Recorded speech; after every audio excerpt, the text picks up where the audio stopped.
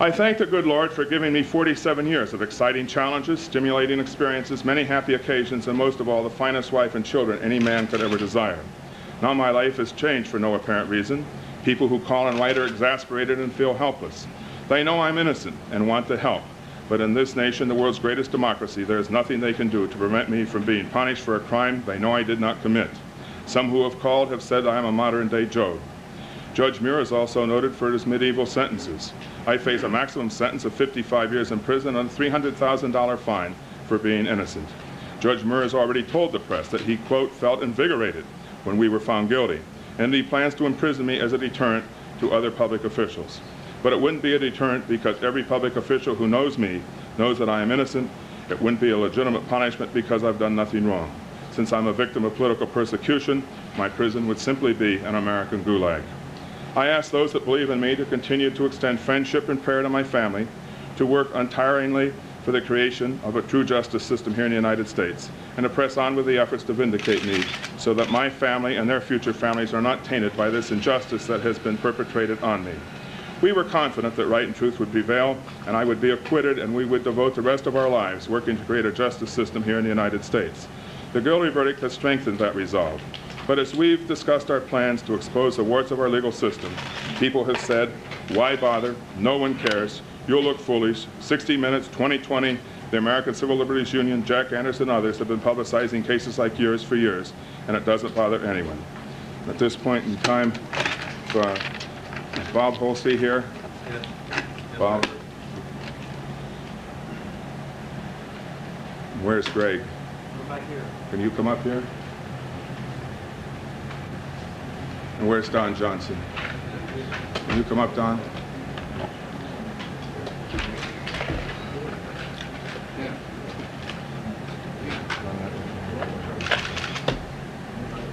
Greg, where are you? I'm right here. Okay, just hang on to that right for the moment.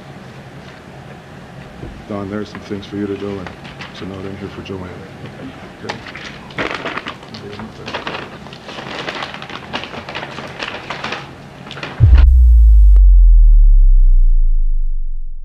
No fue una escena de película, no fue un truco de cámara, no fue ficción, fue real. Un hombre de pie frente a millones nos leía su propia carta de suicidio. Un político acusado de sobornos, tratando de defenderse por última vez. Sus palabras parecían una súplica, pero él sabía que ya no bastaban, porque en este mundo las palabras pesan menos que los hechos. Y lo que viste fue la despedida real de un hombre que ya había sido condenado, mucho antes de que alguien decidiera escucharlo. Vivimos en una era donde las palabras pueden matar, pero también salvar. A veces la verdad llega tarde, demasiado tarde.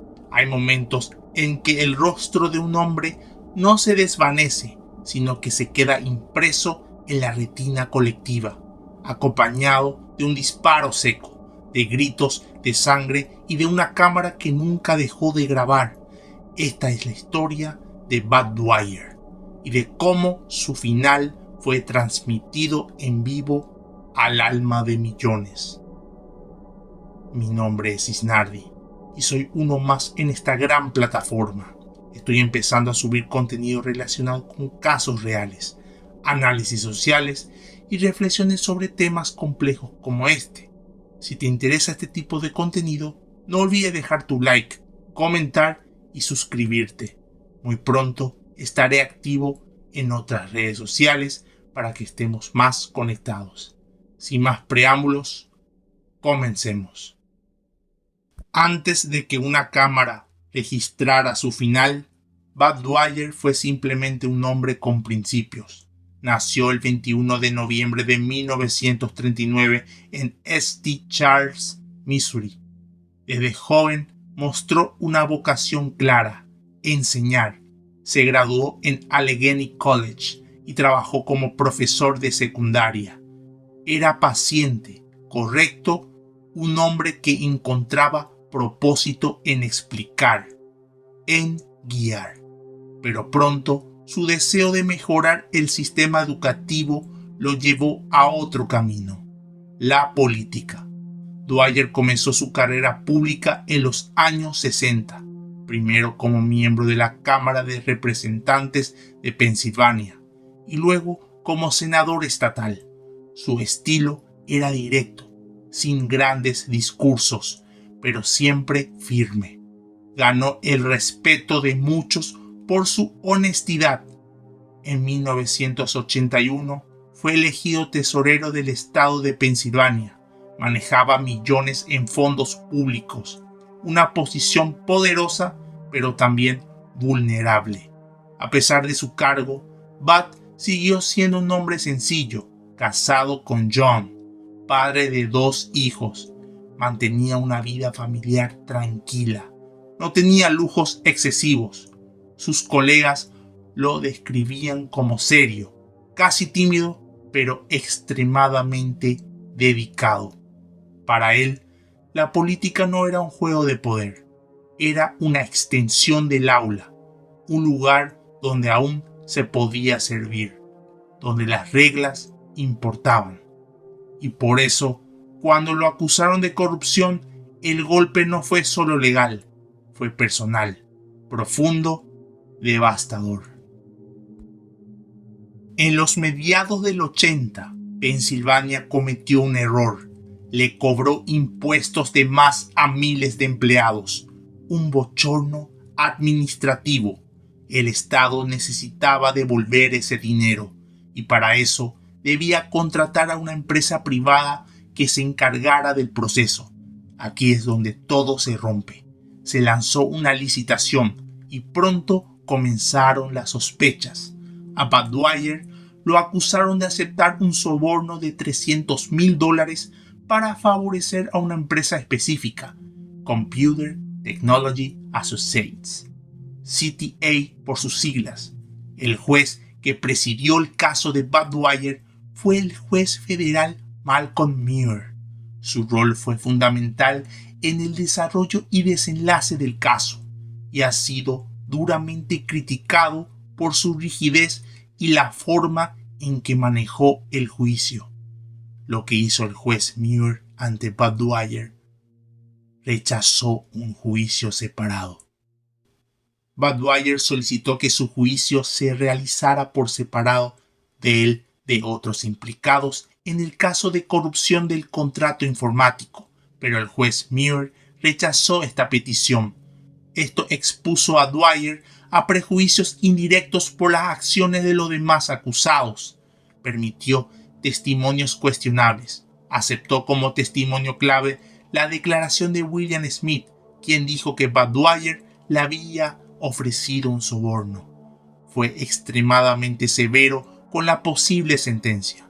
Aunque Dwyer no había sido condenado aún, el juez Muir ya hablaba de una posible sentencia de 55 años de prisión y una multa de $300,000, algo que muchos vieron como una presión brutal para forzarlo a declararse culpable. En resumen, el juez Muir no mostró flexibilidad ni apertura a las apelaciones de Dwyer. Permitió pruebas cuestionables y adoptó una postura muy dura en cuanto a la condena. Su papel fue clave en el trágico desenlace y muchas personas lo consideran corresponsable moral de lo que ocurrió. La acusación no se basaba en pruebas físicas. No había grabaciones, cheques, transferencias ni confesiones directas. Todo descansaba sobre un solo testimonio, el de William Smith, quien había sido previamente condenado. Lo dijo a cambio de una reducción de su propia condena.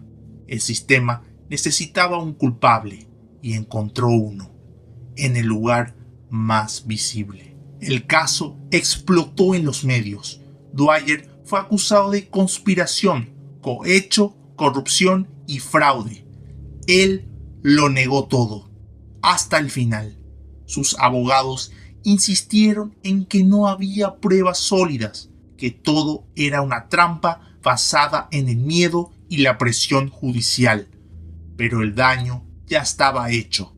Los titulares lo marcaron como corrupto. La opinión pública le dio la espalda. Se volvió el político caído, un chivo expiatorio perfecto en tiempos de crisis institucional.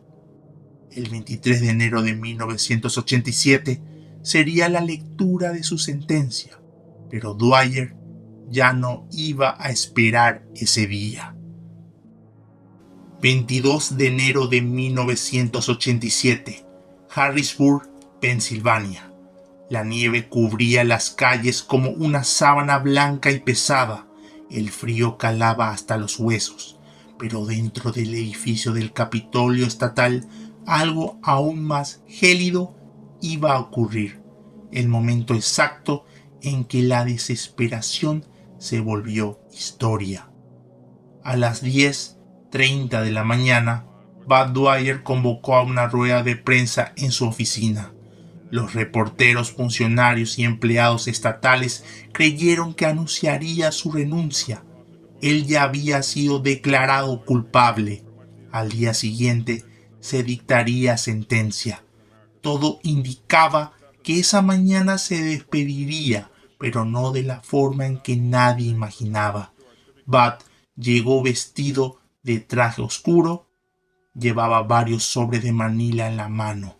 Su expresión era solemne, pero serena, como si por dentro ya hubiese aceptado un destino irreversible. Los periodistas encendieron sus cámaras. Él miró brevemente a todos y comenzó a leer. Su carta fue larga, sentida, profunda. Durante casi 30 minutos, Dwyer habló de su familia, de su inocencia, de cómo el sistema lo había aplastado. Dijo que no quería que su esposa ni sus hijos llevaran la carga de un crimen que nunca cometió. Habló con la calma de un hombre roto, pero consciente. Cada palabra era una despedida con forma de defensa, un último intento por dejar su verdad registrada en cinta. Cuando terminó, algo cambió en la sala. Sacó los sobres y comenzó a entregarlos uno por uno. Dio un sobre con una carta de despedida y recomendaciones sobre su funeral a uno de los presentes. Posiblemente un ayudante legal o un miembro del gabinete. Le entregó otro sobre con una carta dirigida a su esposa John. Otro sobre contenía su tarjeta de donante de órganos y su certificado de seguro de vida, junto con detalles financieros que garantizarían que su familia pudiera recibir dinero en caso de que él muriera aún estando en funciones. Uno más incluía un mensaje para el gobernador, donde expresaba su frustración con el sistema de justicia y su inocencia reiterada. Cuando todos recibieron sus sobres, Dwyer metió la mano en el último, pero no sacó papeles. Sacó un revólver Magnum calibre .357. La sala se congeló. Algunos periodistas se echaron hacia atrás. Otros pensaron que se trataba de una amenaza simbólica, un acto desesperado. Uno de ellos gritó: «Por favor, no lo haga».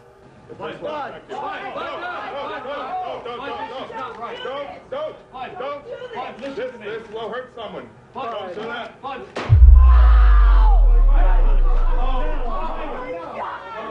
Pero Dwyer ya había tomado una decisión. «Aléjense, o esto lastimará a alguien», dijo firme, sujetando el arma con ambas manos. Hubo un forcejeo de dudas, movimientos lentos, un intento de disuadirlo, pero ya era tarde. En un solo instante se metió el cañón del arma en la boca y apretó el gatillo. El disparo fue seco. Un trueno en una sala silenciosa. Su cuerpo se desplomó hacia atrás, como una marioneta sin cuerdas. Golpeó el suelo con fuerza. La sangre comenzó a expandirse como una mancha indeleble. Los gritos llenaron la habitación. Algunos corrieron, otros lloraron. Las cámaras seguían grabando. Las imágenes que vinieron después no fueron de ficción, fueron reales, crudas, históricas. Bud Dwyer tendido en el suelo, la boca destrozada, la mirada perdida en el vacío. papeles manchados de sangre, una alfombra convertida en escenario de una tragedia nacional. Pero lo más perturbador no ocurrió allí, sino afuera. Muchos canales estaban transmitiendo en vivo, y quienes no lo hacían emitieron el video poco después, sin censura. Niños en escuelas, familias en casa, secretarias en oficinas. Millones de personas vieron en tiempo real cómo un político moría frente a sus ojos. Fue una muerte pública, inolvidable, irrepetible. No era solo un suicidio, era un acto político, un grito desesperado hacia un país que había dejado de escuchar. Minutos más tarde, los paramédicos confirmaron su muerte, y ese mismo día, el nombre de Bud Dwyer pasó de los periódicos a la memoria colectiva, no como un corrupto, no como un político, sino como un hombre que eligió morir frente al mundo entero, porque sabía que nadie más iba a contar su verdad. Pasaron los años. El caso Dwyer fue archivado. Los medios lo olvidaron. Las escuelas dejaron de mencionarlo. La sangre se secó en los archivos y el silencio volvió a cubrir todo. Pero un día una grieta se abrió en la mentira. El nombre de William Smith, aquel hombre cuyo testimonio fue la piedra angular del juicio, volvió a aparecer.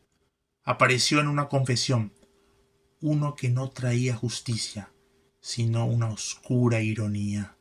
Confesó.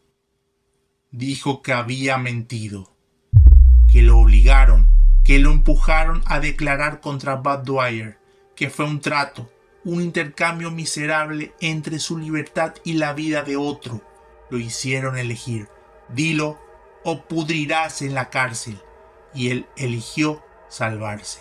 Mintió, incriminó, se calló y dejó que otro hombre fuera destruido por completo.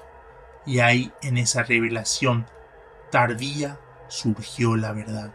Fría, sucia, la verdad que debió llegar antes del disparo. Bud Dwyer nunca aceptó un soborno, nunca hubo dinero, nunca hubo trampa, nunca fue culpable. Era inocente, totalmente, absolutamente inocente. Pero la justicia, como muchas veces ocurre, no llegó con martillo, sino con flores y un ataúd. Para entonces ya no quedaba nada por salvar. Bud no estaba ahí para reclamar su buen nombre, no estaba ahí para levantar la cabeza en alto, ni para tomar la mano de sus hijos, ni para mirar a su esposa a los ojos y decirle: ¿ves? Te dije que no mentí. No, a Bud lo habían enterrado con su verdad, y ahora solo quedaba el eco de una frase: si me hubieran escuchado. Pero nadie lo hizo, y cuando lo hicieron fue demasiado tarde. ¿Cuánto vale la verdad cuando llega con flores y ataúd? ¿Cuántas almas quedaron marcadas por ese disparo? ¿Cuántas veces el sistema necesita un culpable sin importar si lo es o no? Dwyer no quería ser un mártir, no buscó dejar un legado trágico, solo quería ser escuchado. Pero en un mundo que no escucha, eligió el único acto que nadie podría ignorar. No lo llames loco, llámalo por su nombre: Bud Dwyer, un hombre que murió en directo por un crimen que nunca cometió. Quizás si lo hubiéramos escuchado a tiempo, hoy Bud seguiría enseñando como quería. ¿Qué opinas al respecto? ¿Crees que Dwyer fue inocente o culpable? Me gustaría leerte en la caja de comentarios.